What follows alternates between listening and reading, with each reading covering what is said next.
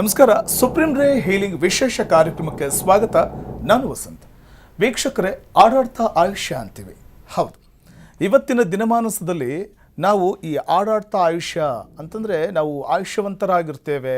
ಹೆಚ್ಚಿನ ದೈಹಿಕ ಚಟುವಟಿಕೆಗಳು ಮತ್ತು ಮಾನಸಿಕವಾಗಿ ನಾವು ಸದೃಢರಾಗಿದ್ದಾಗ ಮಾತ್ರ ದೀರ್ಘಾಯುಷ್ಯವಂತರಾಗಿ ಬದುಕಲಿಕ್ಕೆ ಸಾಧ್ಯ. ಆದರೆ ಸ್ಟ್ರೆಸ್ನಲ್ಲೇ ಬದುಕಿದ್ರೆ, ಒತ್ತಡದಲ್ಲೇ ಜಂಜಾಟದಲ್ಲೇ ನಾವು ಬದುಕ್ತಾ ಹೋದರೆ, ಒತ್ತಡದಲ್ಲೇ ನಾವು ಜೀವನ ಸಾಗಿಸ್ತಾ ಹೋದರೆ ಅನೇಕ ರೀತಿಯ ಮಾನಸಿಕ ಮತ್ತು ದೈಹಿಕ ಕಾಯಿಲೆಗಳಿಗೆ ತುತ್ತಾಗ್ತೀವಿ. ಅಂತಹ ಸಂದರ್ಭದಲ್ಲಿ ನಾವು ರೇಖಿ ಚಿಕಿತ್ಸೆಯನ್ನು ಪಡ್ಕೊಂಡ್ರೆ, ಅದು ಯಾವುದೇ ಶಸ್ತ್ರಚಿಕಿತ್ಸೆ ಇಲ್ಲದೆ, ಯಾವುದೇ ಮಾತ್ರೆಗಳನ್ನು ಅಥವಾ ಯಾವುದೇ ಟಾನಿಕ್ ಅಥವಾ ಸಿರಪ್ ಯಾವುದನ್ನು ಕೂಡ ತಗೊಳ್ಳದೆ ಕೇವಲ ಹೀಲಿಂಗ್ ಮೂಲಕ ಗುಣಮುಖರಾಗುವಂಥ ಒಂದು ಅದ್ಭುತವಾದಂತಹ, ಒಂದು ಅದ್ವಿತೀಯವಾದಂತಹ ಒಂದು ಚಮತ್ಕಾರಿ ಶಕ್ತಿ ಈ ರೇಖಿ ಹೀಲಿಂಗ್ನಲ್ಲಿದೆ. ಈ ರೇಖಿ ಹೀಲಿಂಗ್ ಕುರಿತಾಗಿ ನಾವು ಇವತ್ತು ಮಾತನಾಡ್ತಾ ಇದ್ದೀವಿ. ನೆನ್ನೆ ಎಪಿಸೋಡ್ನಲ್ಲಿ ಹೀಲಿಂಗ್ ಕುರಿತಾಗಿ ನಾವು ಮಾತನಾಡಿದ್ವಿ. ಅದರ ಮುಂದುವರಿದ ಭಾಗವಾಗಿ ಇವತ್ತು ಕೂಡ ಹೀಲಿಂಗ್ ಕುರಿತಾಗಿ ಮಾತನಾಡ್ತಿದ್ವಿ. ಅದಕ್ಕಿಂತ ಮುಂಚೆ ನಾವು ನಮ್ಮ ಕಾರ್ಯಕ್ರಮದಲ್ಲಿ ಭಾಗಿಯಾಗಿರುವ ಅತಿಥಿ ವಿಜಯಲಕ್ಷ್ಮಿ ಅವರಿದ್ದಾರೆ. Supreme ray healing ಸೆಂಟರ್ನ alternate therapist ಆದಂಥ ವಿಜಯಲಕ್ಷ್ಮಿ ಅವ್ರನ್ನ ಕಾರ್ಯಕ್ರಮಕ್ಕೆ ವೆಲ್ಕಮ್ ಮಾಡ್ಕೊಳ್ಳೋಣ. ಮೇಡಮ್ ನಮಸ್ತೆ, ಕಾರ್ಯಕ್ರಮಕ್ಕೆ ಸ್ವಾಗತ ತಮಗೆ. ನಮಸ್ತೆ. ಎಸ್ ವೀಕ್ಷಕರೇ, ನಾವು ಬಹುಮುಖ್ಯವಾಗಿ ಹೀಲಿಂಗ್ ಕುರಿತಾಗಿ ಮಾತನಾಡ್ತಾ ಹೋಗ್ತೀನಿ. ಅದಕ್ಕಿಂತ ಮುಂಚೆ ಸುಪ್ರೀಂ ರೇ ಹೀಲಿಂಗ್ ಸೆಂಟರ್ಗೆ ಹೋಗಿ ಅಲ್ಲಿ ಚಿಕಿತ್ಸೆ ಪಡೆದು ಗುಣಮುಖರಾದಂಥವರು ಸಾಕಷ್ಟು ಮಂದಿ ತಮ್ಮ ಅನುಭವದ ಮಾತುಗಳನ್ನು ಆಡಿದ್ದಾರೆ. ಬನ್ನಿ ನೋಡೋಣ. ನಾನು ಬಂದಿದ್ದೀನಿ. ನನ್ನ ಹೆಸರು ಲಕ್ಷ್ಮೀದೇವಿ. ನಾನು ಇವಾಗ ಮುಂಚೆ ಎಲ್ಲ ಆರಾಮಾಗಿ ಇದು ಏನು ಸೇರ್ತಾ ಇರಲಿಲ್ಲ. ಎಲ್ಲ ಹಾಸ್ಪಿಟ್ಲಿಗೂ ಹೋಗಿ ಬಂದು ಏನೂ ಆಗಲಿಲ್ಲ ನನಗೆ. ಇಲ್ಲಿ ಬಂದ ಮೇಲೆ ನಾನು ಆರಾಮಾಗಿ ಎಲ್ಲ ಹೊಟ್ಟೆ ನೋವು ಇದು ಏನೂ ಇಲ್ಲ, ಆರಾಮಾಗಿದ್ದೀನಿ. ಓಕೆ, ಮುಂಚೆ ನಿಮ್ಗೆ ಏನು ತೊಂದರೆ ಇತ್ತು? ಮುಂಚೆ ಏನು ಹಣ್ಣು ಹಂಪಲು ಏನು ತಿನ್ನೋಕ್ಕಾಗ್ತಿರಲಿಲ್ಲ, ತೊಂದರೆ ಇತ್ತು, ಹೊಟ್ಟೆ ನೋವಿತ್ತು, ಮತ್ತೆ ಶೀತ ಆಗ್ತಿತ್ತು, ಸ್ವಲ್ಪ ಶೀತ ಆಗ್ತಾಯಿತ್ತು, ಸ್ವಲ್ಪ ಬೆನ್ನೋವು ಇತ್ತು. ಅದೆಲ್ಲ ಇವಾಗ ಆರಾಮಾಗಿದೆ. ಸುಸ್ತೆಲ್ಲ ಹೇಗಿದೆ? ಸುಸ್ತು ಕಡಿಮೆ ಆಗಿದೆ, ಸುಸ್ತಿಲ್ಲ ಇವಾಗ. ಓಕೆ, ಏನು ತಿಂದರೂ ಜೀರ್ಣ ಎಲ್ಲ ಜೀರ್ಣ ಆಗುತ್ತೆ ಇವಾಗ. ನಾನು ಇಲ್ಲಿ ಟ್ರೀಟ್ಮೆಂಟ್ ಬಂದಾಗಿದ್ದೆ ಸುಪ್ರೀಂ ರೇ ಹೀಲಿಂಗ್ಗೆ. ತುಂಬ ನಾನು ಡಿಪ್ರೆಷನ್ಗೆ ಹೋಗಿದ್ದೆ, ಅದೆಲ್ಲ ಇವಾಗ ಕಡಿಮೆ ಆಗಿದೆ. ಆಮೇಲೆ ವೆಯ್ಟು ಜಾಸ್ತಿ ಆಗಿತ್ತು, ಅದೆಲ್ಲ ಕಡಿಮೆ ಆಗಿದೆ. ಮತ್ತು ಇನ್ಫೀರಿಯಾರಿಟಿ ಕಾಂಪ್ಲೆಕ್ಸ್ ಎಲ್ಲ ಇತ್ತು, ಇವಾಗೆಲ್ಲ ಆಲ್ಮೋಸ್ಟ್ ಕಡಿಮೆ ಆಗಿದೆ. ಸೊ ಇಲ್ಲಿ ಬಂದಾಗಿಂದ ಮನಸ್ಸೆಲ್ಲ ಇದು ಕಾಮಾಗಿ ಅನಿಸ್ತಾ ಇದೆ. ಓಕೆ, ವೆಯ್ಟ್ ಎಷ್ಟಿತ್ತು ಮುಂಚೆ, ಈಗ ಎಷ್ಟಿದೆ? ಮುಂಚೆ ನಾನು 100 kg ಇದೆ. ಇಲ್ಲಿ ಬಂದಾದಮೇಲೆ ಟ್ರೀಟ್ಮೆಂಟ್ ತೊಗೊಂಡಾಗಿದ್ದಾನು 5 kg ರೆಡ್ಯೂಸ್ ಆಗಿದ್ದೀನಿ. ಎಷ್ಟು ಡೇಸ್ ಟ್ರೀಟ್ಮೆಂಟ್ ತೊಗೊಂಡ್ರಿ? ನಾನು 21 days ಟ್ರೀಟ್ಮೆಂಟ್ ತೊಗೊಂಡೆ. 21 days ಟ್ರೀಟ್ಮೆಂಟ್ ತೊಗೊಂಡಾದ್ಮೇಲೆ ಇವಾಗ ಎಷ್ಟು ಬೆಟರ್ ಅನ್ನಿಸ್ತಾ ಇದೆ. Okay, without diet and exercise ಅಲ್ಲ? ಹಾಂ ಹೌದು, ಬರೀ ರೇಖಿನಲ್ಲಿನೇ without diet and exercise 5 kg reduce ಆಗಿದ್ದೀನಿ. Very good. ನನ್ನ ಹೆಸರು ರಾಜ್ಗುರು ಬಿ ಅಂತ, ಕನ್ನಡ ಫಿಲ್ಮ್ ಇಂಡಸ್ಟ್ರಿಯಲ್ಲಿ ಆ್ಯಸ್ ಎ ಕೋ ಡೈರೆಕ್ಟರ್ ಆಗಿ ವರ್ಕ್ ಮಾಡ್ತಾ ಇದ್ದೀನಿ. ಸೊ ವಿಜಯಲಕ್ಷ್ಮಿ ಮೇಡಮ್ ಬಗ್ಗೆ ಮಾತಾಡೋದಾದರೆ, ಅವ್ರಿಗೆ ನಾನು ಎಷ್ಟು ಥ್ಯಾಂಕ್ಸ್ ಹೇಳಿದ್ರು ಕಡಿಮೆನೇ. ಯಾಕೆಂದರೆ ಇಲ್ಲಿ ಬಂದಾಗ ತುಂಬ ಸ್ಟ್ರೆಸ್ಡ್ ಆಗಿದೆ.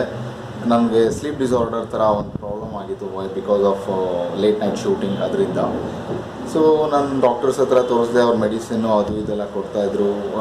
1-2 yearsಯಿಂದ ನಾನು ಮೆಡಿಸಿನ್ಸ್ ತೊಗೊಳ್ತಾ ಇದ್ದೆ. ಬಟ್ ಒಂದು ಮಟ್ಟಿಗೆ ಓಕೆ, ಬಟ್ ಆದರೆ ನಾನು ಅದರಿಂದ ಹೊರಗೆ ಬರಬೇಕಿತ್ತು. ಅದಕ್ಕೆ ಏನು ಮಾಡಬೇಕಂತ ಗೊತ್ತಾಗ್ತಾ ಇರಲಿಲ್ಲ. ಹಾಗೆ ನನಗೆ ಇದ್ರ ಬಗ್ಗೆ ಏನು ರೇಖಿ ಹೀಲಿಂಗ್ ಬಗ್ಗೆ ಗೊತ್ತಾದಾಗ ಸೊ ನಾನು ಇಲ್ಲಿ ಬಂದೆ.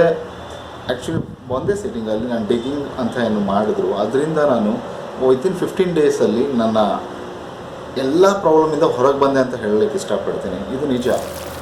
ಆಮೇಲೆ ಅವ್ರ ಹತ್ರ ಈಗ ದೀಕ್ಷೆ ತೊಗೊಂಡಿದ್ದೀನಿ. ಇವತ್ತು ಕೂಡ ತುಂಬ ಫೀಲ್ ಆಯಿತು, ಒಂದು ಹ್ಯಾಪಿನೆಸ್, ಆಮೇಲೆ ತುಂಬ ಮೈಂಡ್ ಕಾಮ್ ಆಗಿರೋವಂಥದ್ದು ನನಗೆ ಫೀಲ್ ಆಯಿತು.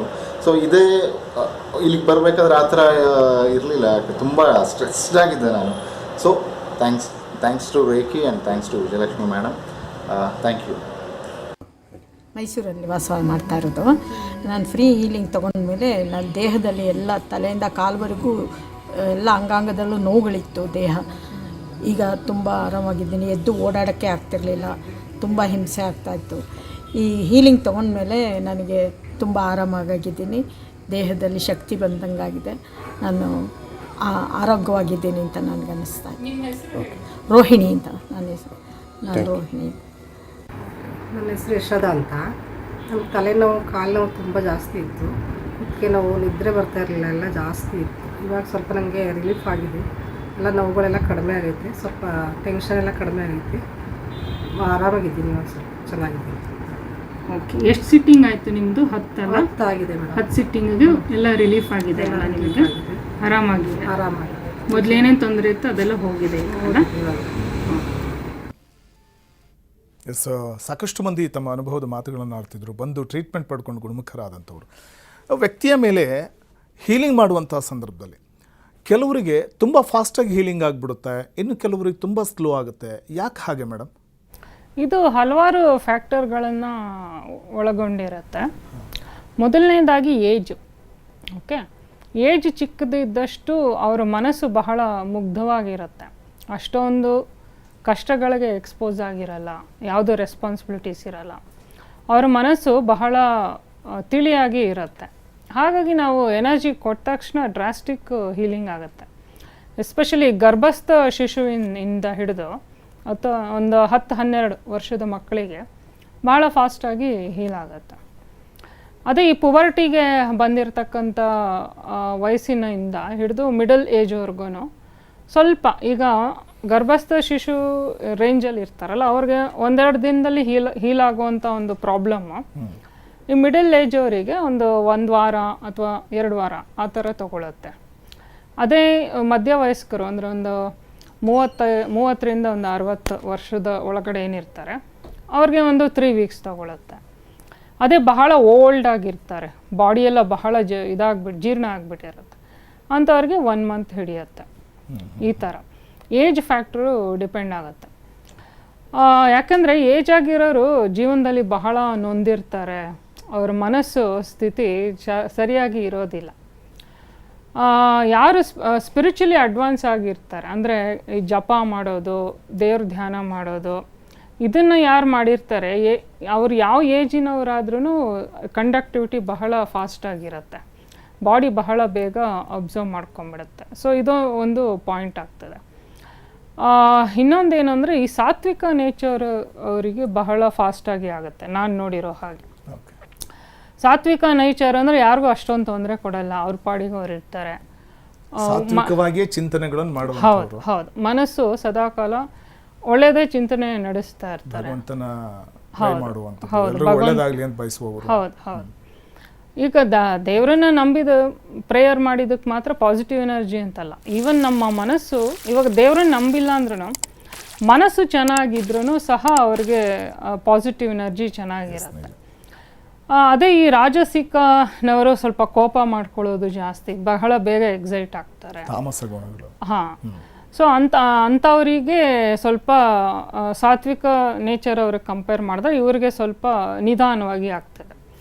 ತಾಮಸಿಕದವ್ರಿಗಂತೂ ತುಂಬ ಇದು ನಿಧಾನ, ಬಹಳ ಲೆಥಾರ್ಜಿಕ್ ಆಗಿರುತ್ತೆ. ಈ ತಾಮಸಿಕ್ ಪೇಷಂಟ್ಗಳಿಗೆ ಆರ ಬಹಳ ಥಿಕ್ಕಾಗಿ ಡೆನ್ಸ್ ಆಗಿರುತ್ತೆ, ಪೆನೆಟ್ರೇಟ್ ಆಗೋದಿಲ್ಲ. ನಾವು ಎಷ್ಟು ಇದು ಮಾಡಿದರೂ ಎನರ್ಜಿ ಪೆನೆಟ್ರೇಟೇ ಆಗೋದಿಲ್ಲ ಈ ತಾಮಸಿಕ್ ನೇಚರ್ ಇರತಕ್ಕಂಥವ್ರಿಗೆ. ತುಂಬ ಸೆಟ್ಟಿಂಗ್ಸ್ಗಳು ಬೇಕಾಗುತ್ತೆ ಅಂತ ಅನ್ಸುತ್ತೆ ಅಂಥವ್ರಿಗೆ. ಹೌದು, ಸಾತ್ವಿಕ ನೇಚರ್ ಅವ್ರಿಗೆ ನಾವು 5 ಸಿಟ್ಟಿಂಗ್ಸ್ ಅಂತ ಹೇಳಿರ್ತೀವಿ, ನೋಡಿದ್ರೆ ಎಷ್ಟೋ ಜನ ಫಸ್ಟ್ ಸಿಟ್ಟಿಂಗಲ್ಲೇ ಚೆನ್ನಾಗಿ ಆಗ್ಬಿಡ್ತಾರೆ. ರಾಜಸಿಕ ಇದ್ದವರಿಗೆ ಒಂದು 10ರಿಂದ ಒಂದು 15 ಸಿಟ್ಟಿಂಗ್ ಬೇಕಾಗುತ್ತೆ. ಆದರೆ ಈ ತಾಮಸಿಕ್ ನೇಚರ್ ಯಾರು ಇರ್ತಾರೆ ಅವರಿಗೆ ತುಂಬ ಲಾಂಗ್ ಟೈಮ್ ತಗೊಳುತ್ತೆ. ಎಸ್ಪೆಷಲಿ ಸಿವಿಯರ್ ಡಿಪ್ರೆಷನ್ ಇರುತ್ತಾರಲ್ಲ ಅವ್ರಿಗೆ ಬಹಳ ತಾಮಸಿಕ್ ಎನರ್ಜಿಗಳಿರುತ್ತೆ. ಮೆಟಬಾಲಿಸಮ್ ಬಹಳ ಅಂದರೆ ಬಹಳ ಸ್ಲೋ ಇರುತ್ತೆ. ಅವ್ರ ಎನರ್ಜಿ ತಗೊಳ್ಳೋ ಥರ ಮಾಡ್ತಾರೆ, ಬಟ್ ಒಳಗಡೆ ಎನರ್ಜಿ ಹೋಗೋದೇ ಇಲ್ಲ, ಆ ಥರ ಇರುತ್ತೆ ಅವ್ರ ಪ್ರಭಾವಳಿ ಚಕ್ರಗಳೆಲ್ಲ. ಸೊ ಹಾಗಾಗಿ ಹೀಲಿಂಗ್ ಪ್ರೊಸೆಸ್ಸು ಸ್ಲೋ ಆಗುತ್ತೆ. ಇನ್ನೊಂದು ಏನಪ್ಪ ಅಂತಂದರೆ ರಿಸಿಪ್ಟಿವಿಟಿ ಅನ್ನೋದು ಚೆನ್ನಾಗಿರಬೇಕು. ಓಕೆ, ನಾನು ನಿನ್ನೆ ಹೇಳಿದ ಹಾಗೆ ಒಂದು ನಂಬಿಕೆ ಇರಬೇಕು ಮತ್ತು ಪಾಸಿಟಿವ್ ಮನೋಭಾವದಿಂದ ಎನರ್ಜಿನ ತಗೊಳ್ಬೇಕಾಗತ್ತೆ. ಇಲ್ಲಿ ಹೋದಾಗ ನಾನು ಹೀಲಿಂಗ್ ಆಗ್ತೀನಿ ಅನ್ನೋದು ಕಾನ್ಫಿಡೆನ್ಸ್ನಲ್ಲಿ ಅವರು ಬರಬೇಕು, ಒಳ್ಳೆಯ ಮನೋಭಾವದಲ್ಲಿ ಬರಬೇಕು, ಆವಾಗ ಆಗ್ತದೆ. ಇನ್ನೊಂದು ಏನಪ್ಪ ಅಂತಂದರೆ ಕೆಲವೊಮ್ಮೆ ನಾವು ಕೆಲವೊಂದು ರೆಸ್ಟ್ರಿಕ್ಷನ್ಸು ಹೇಳಿರ್ತೀವಿ. ಅಂದರೆ ಈಗ ಡಿಪ್ರೆಷನ್ ಪೇಷಂಟು ಅಥವಾ ಆ್ಯಂಗ್ಸೈಟಿ ಪೇಷಂಟ್ಗಳಿಗೆ ಸಾವಾದಾಗ ಹೋಗಬೇಡಿ ಅಂತ ಹೇಳಿರ್ತೀವಿ. ಓಕೆ, ಯಾಕಂದರೆ ಅಲ್ಲೆಲ್ಲರೂ ಬರೀ ಅಳ್ತಾನೆ ಇರ್ತಾರೆ, ಮತ್ತು ನಾವು ಆ ವ್ಯಕ್ತಿನ ಅಗಲೋದ್ರಿಂದ ಅಲ್ಲಿ ಬಹಳ ಜನ ದುಃಖವನ್ನು ಎಕ್ಸ್ಪ್ರೆಸ್ ಮಾಡ್ತಾರೆ, ಬಿಟ್ಟು ಹೋಗಿದ್ದಾರೆ ಅಂತ ಹೇಳಿ. ಆ ದುಃಖದ ವಾತಾವರಣದಲ್ಲಿ ಹೋದಾಗ ಮತ್ತೆ ಇವ್ರಿಗೆ ಒಳಗಡೆ ಏನು ಇದಿರುತ್ತೆ, ಏನು ಶಾಂತ ನಾವು ಮಾಡಿರ್ತೀವಿ, ಆ ಎನರ್ಜಿ ಹಾಳಾಗ್ಬಿಟ್ಟು ಮತ್ತೆ ಇವ್ರಿಗೆ ದುಃಖ ಅನ್ನೋದು ಆ್ಯಕ್ಟಿವೇಟ್ ಆಗುತ್ತೆ. ಸೊ ಇದನ್ನೆಲ್ಲ ಅವರು ಸ್ವಲ್ಪ ಗಮನ ಇಟ್ಟು ಸ್ಟ್ರಿಕ್ಟಾಗಿ ಫಾಲೋ ಮಾಡಬೇಕಾಗತ್ತೆ. ನಾವು ಸಾವಾಗ ಹೋಗಬೇಡಿ ಅಂತ ಹೇಳಿದರೆ, ಅಯ್ಯೋ ನಮಗೆ ಕ್ಲೋಸ್ ಫ್ರೆಂಡು ಅದಂಗೆ ನಾವು ಹೋಗದೆ ಇರೋಕ್ಕಾಗುತ್ತೆ ಅಂತೆಲ್ಲ ಸಂಬಂಧಿಕರು ಹೇಳ್ತಾರೆ. ಸೊ ಅವಾಗ ಏನು ಮಾಡಬೇಕಾಗತ್ತೆ, ನಾವು ಅವ್ರಿಗೆ ಸಿಟ್ಟಿಂಗ್ಸು ಸ್ವಲ್ಪ ಜಾಸ್ತಿ ಮಾಡಬೇಕಾಗತ್ತೆ. ಓಕೆ, ಈ ದೀಕ್ಷೆ ಪಡ್ಕೊಂಡಂಥವ್ರು ಇರ್ತಾರಲ್ಲ, ತಾವೇ ಹೇಳಿದ್ರಿ ಸಾವಿನ ಮನೆಗೆ ಹೋದರೆ ಆ ದುಃಖ ಪಡಬೇಕು, ಮತ್ತೆ ಅವ್ರಿಗೆ ಸಮಸ್ಯೆ ಕಾಡುತ್ತೆ ಅಂತ, ಹೋಗಲೇಬೇಕಾದಂಥ ಅನಿವಾರ್ಯತೆ ಬಂದಿರುತ್ತೆ. ಸೊ ಅಂಥವರು ಆ ಕಾರ್ಯ ಮುಗಿಸ್ಕೊಂಡು ಮನೆಗೆ ಬಂದ ನಂತರದಲ್ಲಿ ದೀಕ್ಷೆ ಪಡ್ಕೊಂಡಂಥವ್ರು ಸ್ವಯಂ ಚಿಕಿತ್ಸೆಯನ್ನು ಪಡ್ಕೊಳ್ಳುವಂಥವ್ರು ಮತ್ತೆ ಸ್ವಯಂ ಆಗಿ ಚಿಕಿತ್ಸೆ ಪಡ್ಕೊಳ್ಳೋದ್ರ ಮೂಲಕ ಮತ್ತೆ ತಮ್ಮ ಹೀಲಿಂಗ್ ಅಥವಾ ಏನು ತಮ್ಮ ಶಕ್ತಿಯನ್ನು ವೃದ್ಧಿಸ್ಕೊಳ್ಬಹುದಾ ಅಂತ. ಹೌದು, ಸೆಲ್ಫ್ ಹೀಲಿಂಗು ನಾವು ಪ್ರತಿಯೊಂದು ಪೇಷಂಟ್ಗೂ ಹೇಳ್ಕೊಡ್ತೀವಿ. ಹೇಗೆ ಡಾಕ್ಟ್ರು ಸರ್ಜರಿ ಮಾಡಿಬಿಟ್ಟು ಮನೆಯಲ್ಲಿ ಅದು ವೂಂಡೆಲ್ಲ ಹೀಲ್ ಆಗಲಿಕ್ಕೆ ಅಥವಾ ಅವ್ರ ಪ್ರಾಬ್ಲಮ್ ಹೀಲ್ ಆಗಲಿಕ್ಕೆ ಟ್ಯಾಬ್ಲೆಟ್ಸ್ ಕೊಡ್ತಾರಲ್ಲ, ಆ ಥರ ನಮ್ಮ ಆಫೀಸಿಗೆ ಬಂದಾಗ ಏನೊಂದು ಟ್ರೀಟ್ಮೆಂಟ್ ಕೊಡ್ತೀವಿ, ಅದ್ರ ಜೊತೆ ಅವ್ರಿಗೆ ಸೆಲ್ಫ್ ಹೀಲಿಂಗ್ ಹೇಳ್ಕೊಡ್ತೀವಿ ಮನೆಯಲ್ಲಿ ಪ್ರಾಕ್ಟೀಸ್ ಮಾಡೋದಕ್ಕೆ. ಸೊ ಇದರಿಂದ ಏನಾಗುತ್ತೆ, ಕೆಲವೊಮ್ಮೆ ಯಾವುದೋ ರೀಸನ್ಗೆ ಪೇಷಂಟು ಬರೋಕ್ಕಾಗಲ್ಲ ಅಂತ ಇಟ್ಕೊಳ್ಳಿ ಹೀಲಿಂಗಿಗೆ, ಆವಾಗ ಆ ಡೇ ಮಿಸ್ ಆಗುತ್ತಲ್ಲ ಹೀಲಿಂಗು, ಅವ್ರು ಸೆಲ್ಫ್ ಹೀಲಿಂಗ್ ಮಾಡ್ಕೊಂಡಾಗ ಕಂಟಿನ್ಯೂಷನ್ ಇರುತ್ತೆ. ನಾವು ಏನೊಂದು ಅವ್ರ ಆರಾ ಫ್ರೀಕ್ವೆನ್ಸಿ ರೇಸ್ ಮಾಡಿರ್ತೀವಿ ಅದು ಡಿಟಿಯೋರೇಟ್ ಆಗಲ್ಲ, ಮೇಂಟೈನ್ ಆಗುತ್ತೆ. ಸೊ ಆ ರೀಸನ್ಗೋಸ್ಕರನೇ ನಾವು ಕಂಪಲ್ಸರಿ ಎಲ್ಲರಿಗೂ ಸೆಲ್ಫ್ ಹೀಲಿಂಗ್ ಅನ್ನೋದು ಹೇಳ್ಕೊಡ್ತೀವಿ. ಬಟ್ ಈ ಸಾವಿನ ಮನೆಗೆ ಹೋಗೋ ವಿಚಾರ ಏನಿದೆ ಅದು ಆದಷ್ಟು ಅವಾಯ್ಡ್ ಮಾಡೋದು ಯಾಕೆ ಒಳ್ಳೆಯದು ಅಂತಂದರೆ, ಕೆಲವೊಮ್ಮೆ ಈ ಸಾವು ಆಗಿರೋ ಜಾಗದಲ್ಲಿ ಆ ಬಾಡಿ ಸ್ಮೆಲ್ಲಿಗೆ, ಬಾಡಿ ಏನು ಇಟ್ಟಿರ್ತಾರೆ ನೋಡಲಿಕ್ಕೆ, ಅದ್ರ ಸ್ಮೆಲ್ಲಿಗೆ ಎಷ್ಟೋ ಸ್ಪಿರಿಟ್ಗಳು ಬರುತ್ತೆ. ಸೊ ಈಗ ಮೆಂಟಲಿ ವೀಕ್ ಇರ್ತಾರಲ್ಲ ಪೇಷಂಟ್ಗಳು, ಅವ್ರ ಆರ ಬಹಳ ಶ್ರಿಂಕ್ ಆಗಿರುತ್ತೆ. ಕೆಲವೊಮ್ಮೆ ಈ ದುಃಖ ನೋಡಿದ ತಕ್ಷಣ ಅವ್ರದ್ದು ಹಾರ್ಟ್ ಚಕ್ರ ಓಪನ್ ಅಪ್ ಆಗಿಬಿಡುತ್ತೆ, ಇಲ್ಲ ಆರದಲ್ಲಿ ಟೇರ್ ಆಫ್ ಗಳಾಗುತ್ತೆ, ತೂತುಗಳಾಗುತ್ತೆ. ಅವಾಗ ಆ ಸ್ಪಿರಿಟ್ಸ್ ಎಲ್ಲ ಆ ತೂತಿಂದ ಅವ್ರ ಬಾಡಿ ಒಳಗಡೆ ಬರೋ ಚಾನ್ಸಸ್ ಇರುತ್ತೆ. ಸೊ ಅದಕ್ಕೋಸ್ಕರ ಅವಾಯ್ಡ್ ಮಾಡಿ, ಎಸ್ಪೆಷಲಿ ಸ್ಮಶಾನಕ್ಕೆಲ್ಲ ಹೋಗಬಾರ್ದು ಈ ಪೇಷಂಟ್ ಆದವರು. ಅಲ್ಲೆಲ್ಲ ಈ ಥರ ಬಹಳ ನೆಗೆಟಿವ್ ಎನರ್ಜಿ ಇರ್ತಕ್ಕಂಥ ಸ್ಪಿರಿಟ್ಗಳು ಇರ್ತವೆ. ಸೊ ಅಂಥದ್ದನ್ನೆಲ್ಲ ಅವರು ಸ್ಟ್ರಿಕ್ಟಾಗಿ ಫಾಲೋ ಮಾಡಿದ್ರೆ ಹೀಲಿಂಗು ಸ್ವಲ್ಪ ಫಾಸ್ಟಾಗಿ ಆಗುತ್ತೆ. ಹಲವಾರು ಥರ ನಿಯಮಗಳಿರುತ್ತೆ. ಕೆಲವೊಮ್ಮೆ ನಮ್ಮ ಭಾವನೆಗಳನ್ನು ನಾವು ಸ್ವಲ್ಪ ಇಟ್ಕೊಳ್ಳೋಕ್ಕಾಗಲ್ಲ ಅಂತ ಸಂದರ್ಭದಲ್ಲಿ, ಕಂಟ್ರೋಲಲ್ಲಿ ಇಟ್ಕೊಳ್ಳೋಕ್ಕಾಗಲ್ಲ. ವ್ಯಕ್ತಿ ಯಾರೋ ಒಬ್ಬ ಸತ್ತು ಹೋಗಿದ್ದಾರೆ ಅಂತಂದಾಗ. ಎಸ್ ಮೇಡಮ್, ನಾವು ಹೀಲಿಂಗ್ ಬಗ್ಗೆ ಮಾತನಾಡ್ತಿದ್ವಿ. ಪಂಚಭೂತಗಳು ಅಂತ ನಾವೇನು ಕರಿತೀವಿ, ಯಾವುದೇ ಒಬ್ಬ ವ್ಯಕ್ತಿಯ ದೇಹ ಆತ್ಮ ಬಂದು ಸೇರಿಕೊಂಡಂಥ ಸಂದರ್ಭದಲ್ಲಿ ದೇಹ ರೂಪುಗೊಳ್ಳುವಂಥದ್ದು ಪಂಚಭೂತಗಳಿಂದ. ಅದ್ರ ಬಗ್ಗೆ ನನಗೆ ಸಾಕಷ್ಟು ಕ್ಯೂರಿಯಾಸಿಟಿ ಇದೆ, ಒಂದಷ್ಟು ಕ್ವಶನ್ಸ್ ಕೂಡ ಇದೆ, ಕೇಳೋಣ. ಅದಕ್ಕಿಂತ ಮೊದಲು ಸುಪ್ರೀಂ ರೇಸ್ ಸೆಂಟರ್ ಬಂದು ಆ ಸೆಂಟರ್ಗೆ ಬಂದು ಹೀಲಿಂಗ್ ಪಡ್ಕೊಂಡು ಹೋದಂಥವ್ರು ಇನ್ನಷ್ಟು ಮಂದಿ ಮಾತನಾಡಿದರೆ ಒಮ್ಮೆ ಕೇಳೋಣ. ನನ್ನ ಹೆಸರು ಹಾಲಯ್ಯ ಸುರಡಿ ಮಠ ಅಂತೇಳಿ. ನಾವು ಗದಗ ಜಿಲ್ಲಾ ಶಿರಹಟ್ಟಿ ತಾಲೂಕು ಶಾಸ್ತ್ರವಾಡದಿಂದ ಬಂದಿದ್ದೇವೆ. ನನಗೆ ಅಸಿಡಿಟಿ ಭಾಳ ಪ್ರಾಬ್ಲಮ್ಮು, ಆಮೇಲೆ ಬ್ಯಾಕ್ ಪೇನ್ ಭಾಳ ಪ್ರಾಬ್ಲಮ್ ಇತ್ತು. ನಾನು ಇಲ್ಲಿಗೆ ಬಂದ ಮೇಲೆ ಫಸ್ಟ್ ಡೇನ ಸ್ವಲ್ಪ ನನಗೆ ಒಳ್ಳೆಯದನಿಸ್ತು. ಆಮೇಲೆ 2 ದಿನ ಟ್ರೀಟ್ಮೆಂಟ್ ಮೇಲೆ ತೊಗೊಂಡ್ಮೇಲೆ ನನಗೆ ಭಾಳ ಆರಾಮ ಅನಿಸ್ತು. ಹೀಗಾಗಿ ನಾನು ಇದನ್ನು ನಂಬಿ ಇನ್ನೂ ಯಾರು ಬರೋದ್ರೆ ಈ ಚಿಕಿತ್ಸೆ ತೊಗೊಳಕ್ಕೆ ಬರ್ಬೋದು ಅಂತ ಅನಿಸಿಕೆ ನನ್ನ ಮನದಲ್ಲಿದೆ. ಹೀಗಾಗಿ ಎಲ್ಲರಿಗೂ ಹೇಳ್ತೇನೆ, ನಾನು ಇದರಿಂದ ಯಾವ ರೀತಿಯ ತೊಂದರೆಗಳಿಲ್ಲ. ಸುಮ್ಮನೆ ರೊಕ್ಕ ಹಾಳು ಮಾಡ್ಕೊಂಡು ದವಾಖಾನೆ ಇದು ಅಡ್ಡಾಡೋಕ್ಕಿನ ಇಲ್ಲಿ ಬಂದು ಚಿಕಿತ್ಸೆ ತೊಗೊಳೋದ್ರಿಂದ ಆರೋಗ್ಯನೂ ವೃದ್ಧಿ ಆಗುತ್ತೆ, ಆಮೇಲೆ ಮನಸ್ಸಿಗೆ ನೆಮ್ಮದಿ ಸಿಗುತ್ತೆ. ಇದು ಎಲ್ಲರಿಗೂ ಒಳ್ಳೆಯದು ಅಂತ ನನ್ನ ಅನಿಸಿಕೆ ಹೇಳ್ತಾ ಇದ್ದೀನಿ. ನನ್ನ ಹೆಸರು ದೇವಯ್ಯ ಅಂತ ಹೇಳಿ, ನಾನು ಬೆಂಗಳೂರಿನ ನಾಗರಬಾವಿನಲ್ಲಿ ವಾಸ ಮಾಡ್ತಾ ಇರೋದು. ನಾನು ಮೇಡಮ್ ಅವರ ಒಂದು ರೇಖಿ ಇದಕ್ಕೆ ನಾನು ಬಂದಿದ್ದೀನಿ. ಇಲ್ಲಿ ಅವರು ರೇಖಿ ಸೆಲ್ಫ್ ಹೀಲಿಂಗ್ ಬಗ್ಗೆ ನಮಗೆ ಒಂದು ತರಗತಿನೂ ಕೂಡ ಮಾಡಿದ್ದಾರೆ, ನಮಗೆ ಟ್ರೈನಿಂಗ್ ಕೊಟ್ಟರು. ಭಾಳ ಇಂಟ್ರೆಸ್ಟಿಂಗ್ ಆಗಿತ್ತು. ಹೇಗೆ ಅಂದರೆ ಅದು ನೆಗೆಟಿವ್ ಎನರ್ಜಿ ನಮ್ಮಿಂದ ಹೇಗೆ ಅದನ್ನ ರಿಮೂವ್ ಮಾಡ್ಕೋಬೇಕು, ಮತ್ತು ಬ್ಲ್ಯಾಕ್ ಮ್ಯಾಜಿಕ್ ಆಗಿದ್ದರೆ ಹೇಗೆ ಅದನ್ನು ರಿಮೂವ್ ಮಾಡ್ಕೋಬೇಕು, ಮತ್ತು ದೇಹದಲ್ಲಿ ಏನಾದರೂ ನಮಗೆ ರೋಗಗಳಿದ್ದರೆ ಅವುಗಳು ಹೇಗೆ ನಿವಾರಣೆ ಮಾಡ್ಕೋಬೇಕು ಅನ್ನೋದ್ರ ಬಗ್ಗೆ ಬಹಳ ಚೆನ್ನಾಗಿ ಅವರು ತಿಳಿಸ್ಕೊಟ್ರು. ಅದೇ ಥರ ನಮಗೆ ಡೆಮಾನ್ಸ್ಟ್ರೇಷನ್ನು ಕೂಡ ಮಾಡಿ ತೋರಿಸಿದ್ರು. ಭಾಳ ಅದ್ಭುತವಾದಂಥ ಅನುಭವ ಆಗಿದೆ. ನಮಗೆಲ್ಲ ಭಾಳ ಸಂತೋಷ. ಮೇಡಮ್ ಅವರು ಭಾಳ ಚೆನ್ನಾಗಿ ನಮಗೆಲ್ಲ ತಿಳಿಸ್ಕೊಡ್ತಾರೆ. ಧನ್ಯವಾದಗಳು. ನನ್ನ ಹೆಸರು ಪ್ರಿಯದರ್ಶಿನಿ ಅಂತ. ನಾನು ಬ್ಯಾಂಗ್ಳೂರಲ್ಲಿರೋದು, ವಾಸ ಪದ್ಮನಾಭ ನಗರ. ನಾನು ಮನೇಲಿ ಆರ್ಗ್ಯಾನಿಕ್ ಗಾರ್ಡನ್ ಮಾಡ್ತಾ ಇದ್ದೆ. ನನ್ನ ಗಾರ್ಡನಲ್ಲಿ ತರಕಾರಿ ಬೆಳೆಯೋದೇ ಕಷ್ಟ ಆಗ್ತಾಯಿತ್ತು. ತುಂಬ ಎಲ್ಲ ಗಿಡಗಳು ಒಣಗಿ ಇಲ್ಲ ಹುಳ ಬಿದ್ದು ಸೊರ್ಗೋಗ್ತಾಯಿತ್ತು ಗಿಡಗಳೆಲ್ಲ. ರೇಖಿ ಮೇಡಮ್ ಹತ್ರ ಕಲಿತ್ಕೊಂಡು ನಾನು ಗಿಡಗಳಿಗೆಲ್ಲ ರೇಖಿ ಪಾಸ್ ಮಾಡೋಕ್ಕೆ ಶುರು ಮಾಡಿದ್ಮೇಲೆ ಹೀಲಿಂಗ್ ಆಗಿ ಇವತ್ತಿಗೆ ನನ್ನ ಹತ್ರ ನನ್ನ ಗಿಡದಲ್ಲಿ ಅಂತ ಚೆನ್ನಾಗಿ ಹಾಗಲಕಾಯಿ, ಹೀರೆಕಾಯಿ ಎಲ್ಲ ಬಿಟ್ಟಿದೆ ತರಕಾರಿಗಳು. ಅಷ್ಟು ನೋಡೋಕ್ಕೆ ಅಷ್ಟು ಸಂತೋಷ, ಅಷ್ಟು ಸುಖ ಸಿಗುತ್ತೆ ಮನಸ್ಸಿಗೆ. ಫಸ್ಟ್ ಆ್ಯಂಡ್ ಸೆಕೆಂಡ್ ಡಿಗ್ರಿ ಕಲ್ತ ಮೇಲೆ ಹೇಗೆ ಫೀಲ್ ಆಗ್ತಿದೆ ನಿಮಗೆ? ನಮಸ್ಕಾರ ಅಲ್ಲಮ್ಮ, ನನ್ನ ಹೆಸರು ನವೀನ್ ರಾಜು. ನಾನು ಇಲ್ಲಿ ಬೆಂಗಳೂರಲ್ಲಿರೋದು. ಫಸ್ಟ್ ಆ್ಯಂಡ್ ಸೆಕೆಂಡ್ ಡಿಗ್ರಿ ಕಲ್ತ ಮೇಲೆ ಸ್ವಲ್ಪ ರಿಲ್ಯಾಕ್ಸ್ಡ್ ಆಗಿದೆ. ಮುಂಚೆ ತುಂಬ ಸ್ಟ್ರೆಸ್ ಇತ್ತು, ಆ್ಯಂಗ್ಸೈಟಿ ಇತ್ತು, ಅದೆಲ್ಲ ಸ್ವಲ್ಪ ಕಮ್ಮಿ ಆಗಿದೆ. ಸೊ ರೇಖಿಯಿಂದ ಹೆಲ್ಪ್ ಆಗಿದೆ. ಎಸ್, ಒಂದಷ್ಟು ಮಂದಿ ಮಾತನಾಡ್ತಿದ್ದು ನಾವು ಕೇಳ್ತಾ ಇದ್ವಿ. ಇನ್ನು ನಾನು ಪಂಚಭೂತಗಳ ಬಗ್ಗೆ ನಿಮ್ಮ ಹತ್ರ ಪ್ರಶ್ನೆ ಮಾಡಬೇಕು ಅಂತಿದ್ದೆ. ಮೇಡಮ್, ಪಂಚಭೂತಗಳ ಪಾತ್ರ ಏನಾಗಿರುತ್ತೆ ಯಾವುದೇ ಒಬ್ಬ ವ್ಯಕ್ತಿಯನ್ನು ಹೀಲಿಂಗ್ ಮಾಡುವಂಥ ಸಂದರ್ಭದಲ್ಲಿ ಹೇಗೆ ಅಬ್ಸರ್ವ್ ಮಾಡ್ತವೆ ಅಂತ? ನೋಡಿ, ಪಂಚಭೂತಗಳಿಂದನೇ ಇಡೀ ಸೃಷ್ಟಿ ಕ್ರಿಯೇಟ್ ಆಗಿರೋದು. ಹೌದು. ಪರ್ಮಿಟೇಷನ್ ಕಾಂಬಿನೇಷನ್ ಪ್ರಕಾರ ಹಲವಾರು ರೀತಿಯ ಸೃಷ್ಟಿ ಏನಾಗಿದೆ ಇಡೀ ಪ್ರಪಂಚದಲ್ಲಿ, ಇವಕ್ಕೆಲ್ಲ ಪಂಚಭೂತನೇ ಮೂಲಾಧಾರ. ಸೊ ನಮ್ಮ ಮನುಷ್ಯನ ಮೇಲೆ ಬಹಳ ಪರಿಣಾಮ ಬೀರುತ್ತೆ ಈ ಪಂಚಭೂತಗಳಲ್ಲಿ ವೇರಿಯೇಷನ್ಸ್ ಆದಾಗ. ಎಸ್ಪೆಷಲಿ ಈ ನಾನು ಅಬ್ಸರ್ವ್ ಮಾಡಿರೋ ಹಾಗೆ ಸೈಕಲಾಜಿಕಲ್ ಪ್ರಾಬ್ಲಮ್ಸ್ ಇರುತ್ತಲ್ಲ, ಆ ಪೇಷಂಟ್ಸ್ಗೆಲ್ಲ ಅಗ್ನಿತತ್ವದಲ್ಲಿ ತುಂಬ ಕಂಜೆಷನ್ ಇರುತ್ತೆ, ಪಲ್ಯೂಷನ್ ಇರುತ್ತೆ, ತುಂಬ ಕೆಲವೊಮ್ಮೆ ಪೇಯ್ನ್ ಸ್ಟೋರ್ ಆಗಿರುತ್ತೆ ಅಗ್ನಿತತ್ವದಲ್ಲಿ. ಸೊ ಇದು ನಮಗೆ ಹೆಲ್ಪ್ ಆಗುತ್ತೆ ಕೇಸ್ ಸ್ಟಡಿ ಮಾಡೋದ್ರಲ್ಲಿ. ಸೊ ಇವ್ರಿಗೆ ಯಾವಾಗ ಅಗ್ನಿತತ್ವದಲ್ಲಿ ಬಹಳ ಪೇಯ್ನ್ಸ್ ಇರುತ್ತೆ, ಆವಾಗ ಅವರು ಎಮೋಷ್ನಲಿ ತುಂಬ ಹರ್ಟ್ ಆಗಿದ್ದಾರೆ ಅಂತ. ಯಾವಾಗ ಬಹಳ ಟಾಕ್ಸಿನ್ಸ್ ಅನ್ನೋದು ಫಾರ್ಮ್ ಆಗಿರುತ್ತೆ, ಸೊ ಅವ್ರಿಗೆ ಆ್ಯಂಗ್ಸೈಟಿ ಇದೆ ಅಂತ ಹೇಳಿ. ಸೊ ನಾವು ಆವಾಗ ವೆರಿಫೈ ಮಾಡ್ತೀವಿ, ನಿಮ್ಗೆ ಈ ಥರ ಜೀವನದಲ್ಲಿ ಏನಾದರೂ ದುಃಖ ಆಗಿತ್ತಾ ಅಥವಾ ಏನಾದರೂ ಹೆದರ್ಕೊಳ್ಳೋಂಥ ಘಟನೆಗಳು ನಡೆದಿತ್ತಾ ಅಂತ. ಹೌದು ಈ ಥರ ಎಲ್ಲ ಆಗಿತ್ತು ಅಂತ ಅವರು ಎಕ್ಸ್ಪ್ಲೇನ್ ಮಾಡ್ತಾರೆ. ಸೊ ಇದಲ್ದೇ ನಮ್ಮ ಭೂತತ್ವದಲ್ಲಿ, ಪೃಥ್ವಿ ತತ್ವದಲ್ಲಿ ಯಾವಾಗ ಬಹಳ ಕಂಜೆಷನ್ ಆಗುತ್ತೆ ಅಥವಾ ಈ ಮೂಲಾಧಾರ ಚಕ್ರ ಏನಿದೆ, ಈ ಜಾಗ, ಈ ಮೂಲಾಧಾರ ಚಕ್ರ ಏನಿದೆ, ಇದು ನೀವು ನೋಡಿದ್ರೆ ಬೇರುಗಳ ಮೂಲಕ, ನಮ್ಮ ಕಾಲಿನ ಮೂಲಕ ಪೃಥ್ವಿಯಿಂದ ಭೂತತ್ವವನ್ನು ಅಬ್ಸರ್ವ್ ಮಾಡ್ಕೊಳ್ಳುತ್ತೆ.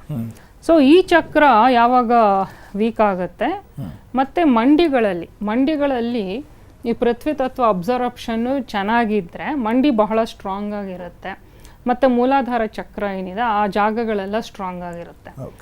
ಯಾವಾಗ ಈ ಎರಡು ಜಾಗ ಸ್ಟ್ರಾಂಗ್ ಆಗಿ ಇರೋದಿಲ್ವೋ ಆವಾಗ ಅವ್ರಿಗೆ ಬಾಡಿನಲ್ಲಿ ಪೃಥ್ವಿ ತತ್ವ ಅಬ್ಸರ್ಪ್ಷನ್ನು ಸರಿಯಾಗಿ ಆಗ್ತಿಲ್ಲ ಅಂತ ಅರ್ಥ. ಸೊ ಪೃಥ್ವಿ ತತ್ವ ಅಬ್ಸರ್ಪ್ಷನ್ ಯಾವಾಗ ಕಡಿಮೆ ಆಗುತ್ತೆ ಅದು ನಮ್ಮ ಹಾರ್ಟ್ ಕೆಪಾಸಿಟಿ ಕಡಿಮೆ ಮಾಡುತ್ತೆ. ಯಾಕಂದರೆ ನಮ್ಮ ಫಿಸಿಕಲ್ ಮಾಂಸಖಂಡಗಳೇನಿದೆ ಮತ್ತು ಮೂಳೆಗಳೇನಿದೆ ಇವಕ್ಕೆಲ್ಲ ಪೋಷಣೆ ನೀಡ್ತದೆ ಈ ಪೃಥ್ವಿ ತತ್ವ ಅನ್ನೋದು, ಸ್ಟ್ರೆಂತು ಸ್ಟ್ಯಾಮಿನಾ ಅನ್ನೋದು ಕೊಡುತ್ತೆ. ಸೊ ನಮ್ಮ ಆರ್ಗನ್ಸ್ ಎಲ್ಲ ವೀಕ್ ಆಗೋ ಚಾನ್ಸಸ್ ಇರುತ್ತೆ. ಮತ್ತು ಆರ್ಥ್ರೈಟಿಸ್, ಬೋನ್ ರಿಲೇಟೆಡ್ ಪ್ರಾಬ್ಲಮ್ಸ್ ಇರ್ಬೋದು, ಆಸ್ಟಿಯೋಪೋರೋಸಿಸ್ಸು ಅಥವಾ ವೈರಲ್ ಆರ್ಥ್ರೈಟಿಸ್, ಚಿಕನ್ ಗುನ್ಯಾ, ಯಾವುದೇ ಥರದ್ದು ರುಮೆಟೆಡ್ ಆರ್ಥ್ರೈಟಿಸ್ ಇರ್ಬೋದು.